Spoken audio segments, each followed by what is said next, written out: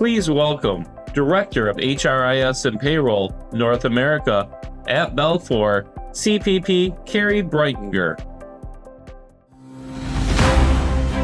Hi, I'm Cari Breitinger, and this is my life as the Director of HRIS and Payroll for North America at Belfor, the largest disaster and property restoration company in the U.S.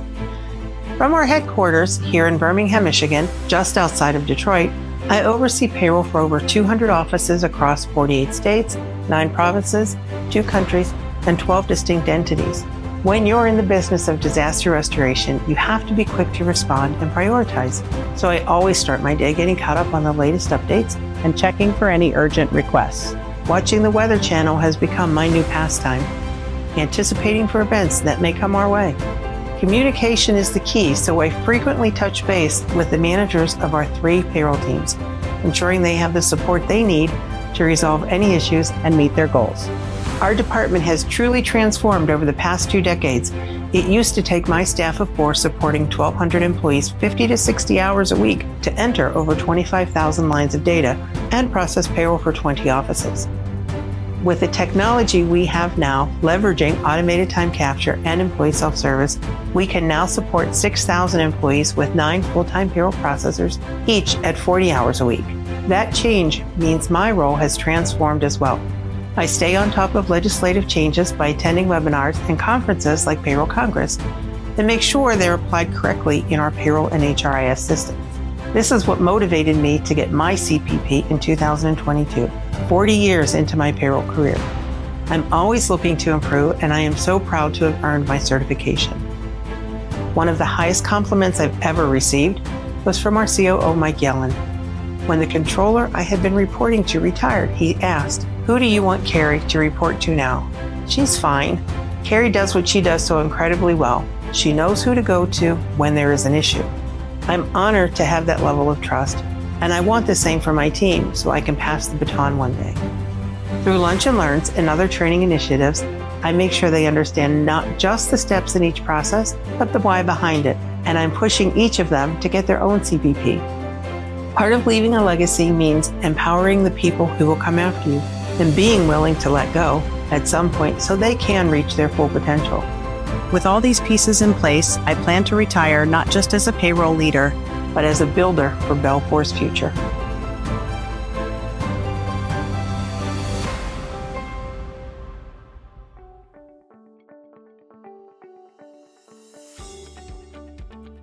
I have learned over my life and career, you are never too old to take risks.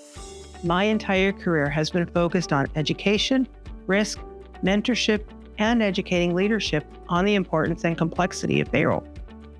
As I prepare to exit my fascinating, action-packed, and rewarding 45-year career in payroll, I realize I have not yet accomplished my final mission. As you may realize, payroll and the role we play in it goes way beyond sending our employees just an accurate payroll check. In my opinion, payroll leaders must also be up to date in methods of succession planning and knowledge sharing. It is our responsibility as well to educate, excite, and empower others. Before I exit stage left, I appreciate the opportunity to help my experienced but younger colleagues and those newer to the payroll profession to benefit from my experience. Flashback to the early 80s, armed with a newly acquired degree in computer programming, I joined an up-and-coming market research company, Management Science Associates, who is still successful today as a payroll clerk. MSA was a multi-state operation with 4 entities, and everything was job costed, even my time. Talk about research and analytics. This was my first real job with a singular payroll and HR focus. In case you're wondering, where does the degree of computer programming come into play? Well, every person in MSA was a programmer with a degree. Consider this. What if the payroll program failed? Without an IT department, we were expected to figure out how to make it work. In the eyes of leadership, I became a multifaceted asset. I joined the American Payroll Association and started my learning path in the payroll industry. From the very beginning in programming and payroll, I considered what we do as a puzzle to solve. Whether it is a corner piece or one of those pesky cloud in the sky pieces, you have to understand how it all fits together. From a high-level overview, I can see how all the pieces come together. During the course of my career, going through the ranks in all aspects of job costing, finance, and tax, I clearly understood where the pieces all came together. 3 years into my career, my husband and I moved from my home in Pittsburgh, Pennsylvania to the Detroit, Michigan market. As fate would have it, with every successive job I held, the company closed, filed bankruptcy, or ended up merging into another company and moving the headquarters operation after it was acquired. I found myself on the tail end of closing down an operation. Every 3 years, my career spanned manufacturing, retail, banking, staffing, construction, and the service industry. I've hit them all. As a result, I regularly sat next to the CFO as we filed the final corporate tax return, collected the receivables, locked the doors, and turned off the lights. That is where I understood more pieces to the puzzle to prepare me for my next venture. When I see the big picture, understand where all the pieces fit, and the scope of what needs to be done, we can truly impact the business. As I was closing operations down, every 3 years for 15 years, Ryan the recruiter, yes, that's his name, called and said, "Hey, Cari, I have a company that needs help with a challenge." My reputation, expertise, and confidence had grown. Based on my results, Ryan knew when to call and say, "Cari, here's a good spot for you to be in." Finally, in 2002, I arrived at Belfor, now the world's largest disaster restoration company. They were a company that was growing. I told my husband, I'm tired of closing companies. I want to use my skills and experience to grow a company. After 20 plus years, it has worked out well for Belfor and myself. From 40 offices in the US, 1,200 employees, to 450 offices globally and 11,000 employees. All of that growth came with challenges. My children, now in their 30s, are frequently reminded, to be successful, you need to do what you love. Even though you may love your job, at times it will be difficult. You need to be able to turn those challenges into successes. Whether we are closing or growing a company, there will be challenges. That is part of what makes it exciting. Embracing the challenges and learning from them is what makes you stand apart. I never tell our leadership no. I say, let me figure it out, figure out what your options are, and then we will make it happen. For our payroll colleagues who are new to our industry, from every challenge you face, focus on the learning lesson. In other words, find the good. When I was 20 years old, my first job at the market research company my boss, Mav, was the payroll manager and HR manager. I remember thinking, she's ancient, at least 30. She gave me the worst task possible, filing. In today's world, I don't care if it's electronic or paper in hand, filing is boring. Lesson 1, attention to detail. I took every piece of paper, shoved it in that folder. She saw things a different way. I need to see the name at the top of the file folder. Each time I filed, she would remind me and say, pay attention to the detail and be meticulous. She was always patient, but always got her point across. During my first few months, I ignored her instructions at least 4 times. Mav had me go through 20 file cabinet drawers worth of employee files, reorganize them, and shuffle until all the paperwork was neatly in the folder and she could see the name. Picture: 2 grown women in her tiny little office, and I had to stand there and shuffle. We made a song out of it, and we laughed while we finally learned the lesson. I'd sing it for you, but I won't subject you to that. That life lesson came from her insistence to follow instructions. I am sure you heard, if you take care of the small things, the big ones take care of themselves. I am convinced Mav started that saying. Lesson 2, compassion. One of the most important lessons we need to learn is not just relative to work. It's relative to each aspect of our lives. Treat others better than you expect to be treated. Our mantra at Belfor is do the right thing even when no one is looking. It is so true. In the wonderful world of payroll, have patience, be compassionate, and listen well. If an employee didn't get a paycheck, it's easy to think, okay, we can fix that on payroll next week. Well, that might be the easy answer, but it's not always the right answer. As the payroll team leader at Olston Staffing, I managed 12 administrators. I was confronted with a situation where an employee was underpaid.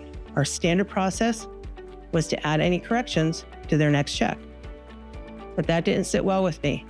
It was a large amount. The employee was distraught as he told me, I don't have milk for my newborns and I can't wait a week. I was new, but I told the operations manager, who agreed. Of course, we need to take care of him. He doesn't have milk for his babies. We're not going to make him wait 5 more days. We never know who might be in that similar situation. Listen and pay attention.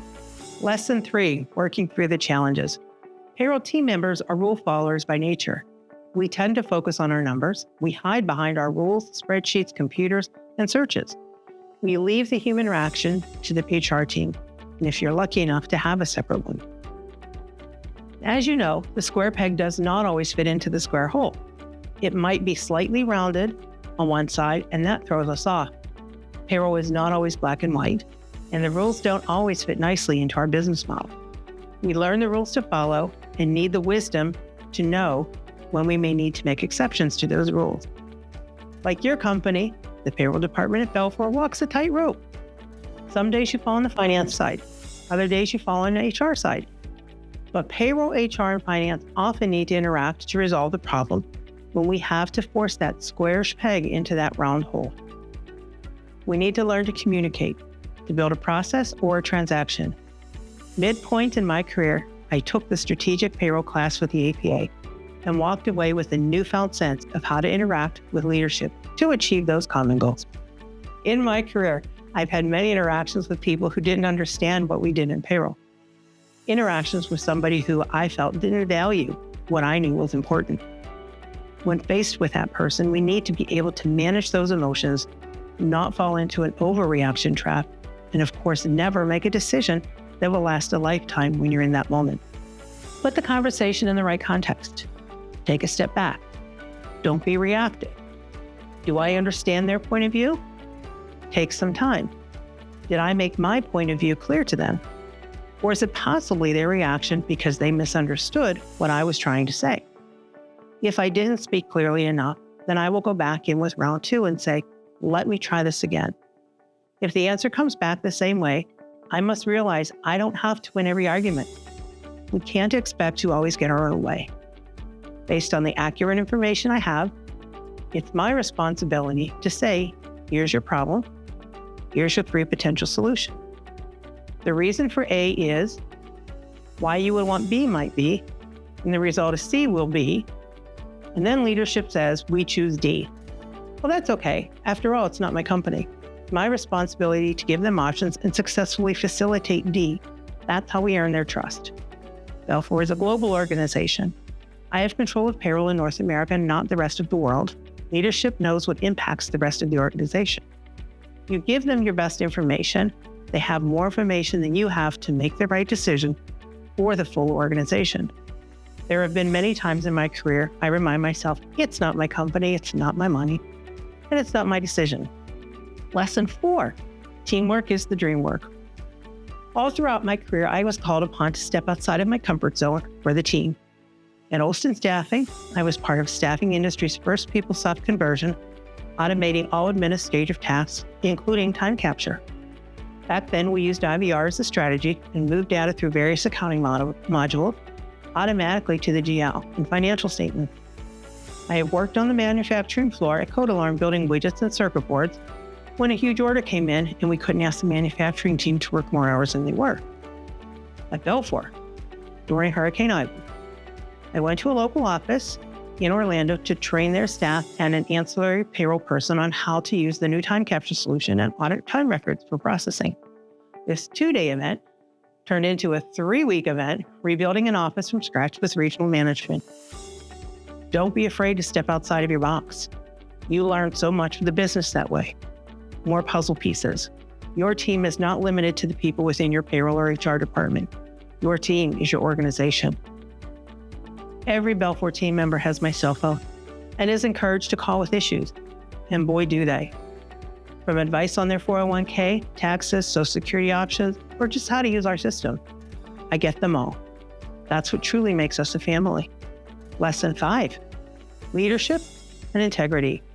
In addition to being a successful manager, you want to be a leader of your team, realizing not everyone is the same. No, not everyone learns the same way, performs the same way, and you can't interact with everybody in the same fashion. Leadership is difficult. You just have to figure it out. There are 2 ways to learn, from our own experiences and from other people's experiences. Don't overlook what you can learn from other people's experiences so that you don't make the same mistake. To get a seat at the table, you need to be a good communicator and learn to prioritize. How did you get your opinion to be so respected? you make good decisions. When I came to Belfor, they had just completed a merger of Inricon out of Michigan and Belfor USA out of Colorado. Our CEO, Sheldon, has been telling this story for over 20 years. Before Cari, our last payroll manager was a great guy. However, with the size of our merger, he was in way over his head. We called Ryan the recruiter to find us qualified candidates and was told, "Have I got the right person for you?" I told Cari, "Our situation is critical. We have 1,200 employees. Half of them get an incorrect payroll check. We are mailing manual check corrections on top of manual checks because we don't know where the first manual check went. All I do is sign manual checks.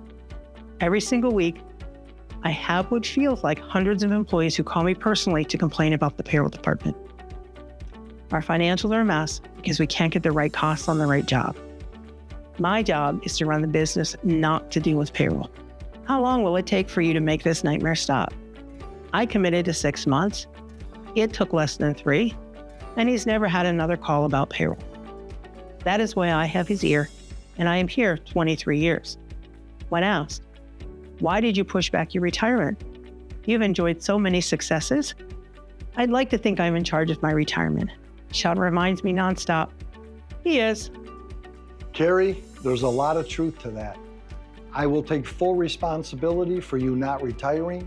I've made a commitment to a lot of people around this country.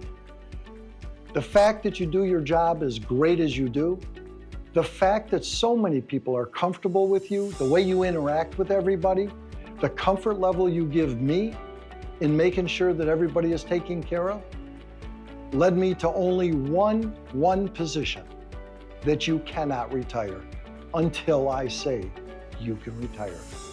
You will be waiting a long time to hear those words. Thank you, Cari, for all you do. On behalf of Belfor people throughout the country, thank you so much for the next 25 years to come. All across Belfor, I am known as the fixer for challenges outside of payroll, using all those lessons I learned along the way. Anything that happens in someone's personal or professional life, if our leadership wants that person to get some extra assistance, they reach out to Cari. A luxury we all want in the swan song of our career. If you are new in your career and you want to enjoy great success, you need to pay attention to the detail. Trust in your management team and learn from them. Don't be quick to disregard their advice. If you want to be in a position of not having to report to anyone at every point in your career, build trust and confidence. Promise carefully and over-deliver. As I tell my team, own your responsibilities and never pass the buck. If there's an error made and you're in any way connected to it, you have to own your part on it. We all realize we're all human. Mistakes happen.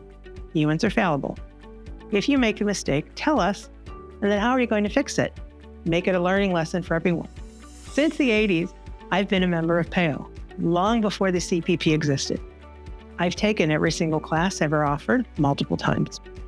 As you can tell by my story, I know what I'm doing, and I have the ear of leadership that endorses continuing education. In 2020, Congress went virtual. I was in a chat room with Dan Maddox when he said, "I don't see CPP after your name." My reply was, life, family, demanding career gets in the way. I don't have time to focus my attention on the CPP, plus I'm afraid of failing. I've always felt I know what I know, and I don't need certifications to validate that. Well, let me tell you how narrow-minded I was. Before our chat was over, Dan challenged me to get into the boot camp and get it done before next Congress. He said, "At the next live Congress, I expect to see CPP on your name tag." Well, my advice is don't wait to earn your CPP. It is another way to be respected for your knowledge. I admit, when I studied for the CPP, I was shocked. I didn't remember as much as I thought I knew. Exercising those memory muscles was hard. What is that regular rate of pay calculation again? You want me to do what? Hand calc federal withholding? Oh my. And that beep you when you get it wrong on the pay train monopoly. Who came up with that one? My team and our company are very excited about my participation in PAYO. We are now holding my payroll managers accountable to get their CPPs. My goal is that they will thrive at Belfor when I am gone. For that to happen, they need their CPP. I consider their success part of my legacy. So, from my fascinating, action-packed, rewarding 45-year career in payroll, what are the lessons I leave you? Never turn down an opportunity to learn about the business as a whole and where you fit into the puzzle.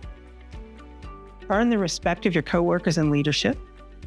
Remain humble. You don't know everything. Your ideas are important, but the company's vision is more important. You need to embrace it. Learn and keep on learning. Participate in the payroll community groups, PAYO, national and local. Join a committee or two. Teach. Share your knowledge with those we want to excite about payroll opportunities. Most importantly, be proud of who you are in the payroll arena. Without you, nothing works. You are smart, knowledgeable men and women. Stand up straight and strong. Make a difference. Remember, you're never too old to take risks.